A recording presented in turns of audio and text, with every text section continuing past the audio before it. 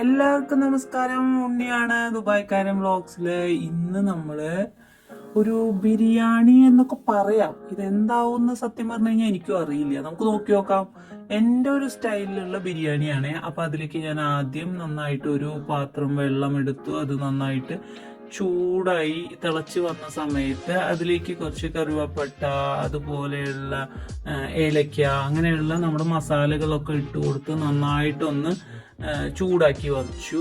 അതിനുശേഷം അതിലേക്ക് കുറച്ച് ഉപ്പ് ഇട്ട് കൊടുത്തു. ഇനി ഇതാ നന്നായി കഴുകി വെച്ചിട്ടുള്ള ബസ്മതി റൈസ് ഇട്ട് കൊടുത്തിട്ട് ഇതാ ഇളക്കി കൊടുത്തുകൊണ്ടിരിക്കുകയാണ്. നന്നായിട്ട് ഇങ്ങനെ ഇളക്കി. ഇനി കുറച്ച് നേരം നമുക്കൊന്ന് വെയിറ്റ് ചെയ്യാം. അതൊന്ന് തിളച്ച് വരുന്നത് വരെ നമുക്കൊന്ന് വെയിറ്റ് ചെയ്തിരിക്കാം. അതിൻ്റെ ഇടയിൽ ഇനി ഇതിലേക്ക് കുറച്ച് ആഡ് ചെയ്യാനായിട്ട് പച്ചക്കറികൾ വേണം. അപ്പൊ ആ പച്ചക്കറികളൊക്കെ ഒന്ന് സെറ്റ് ചെയ്തെടുക്കാം അല്ലെ.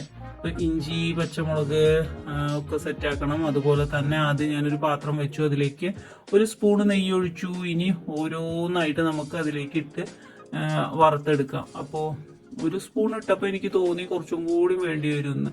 അങ്ങനെ കറുവപ്പട്ട, ഗ്രാമ്പൂ, ഏലക്ക ഇട്ട് കൊടുത്തു. അതിലേക്ക് നന്നായിട്ട് ചോക്ക് ചെയ്ത് വെച്ചിട്ടുള്ള സവോള ഒരെണ്ണം, കുറച്ച് വലുത് തന്നെ, അത് ഇട്ട് കൊടുത്തിട്ട് നന്നായിട്ട് ഇളക്കിക്കൊണ്ടിരിക്കുകയാണ്. അത് കൂടി കഴിഞ്ഞാൽ ഇനി നമുക്ക് അടുത്തായിട്ട് ഞാൻ കുറേ വെജിറ്റബിൾസ് എടുത്തിട്ടുണ്ട്. കാരണം വെജിറ്റബിൾസ് കഴിക്കുക എന്ന് പറഞ്ഞു കഴിഞ്ഞാൽ നമുക്കിവിടെ കറികളും ഇതൊന്നും ഉണ്ടാക്കാനുള്ള സമയം സത്യത്തിൽ കിട്ടാറില്ല എന്നുള്ളത് കൊണ്ട് ഞാൻ അതെല്ലാം കൂടിയിട്ട് അരിഞ്ഞ് ഇതിൻ്റെ ഉള്ളിലേക്ക് അങ്ങോട്ട് ചേർത്തു. ഇനി അതിലേക്ക് ഇഞ്ചി, ഗാർലിക്കിന്റെ ഒരു പേസ്റ്റ് ഇട്ട് കൊടുത്തു. പിന്നെ കുറച്ച് മുളകിന്റെ ചില്ലി ഇത് ഇട്ട് കൊടുത്തിട്ടുണ്ട്.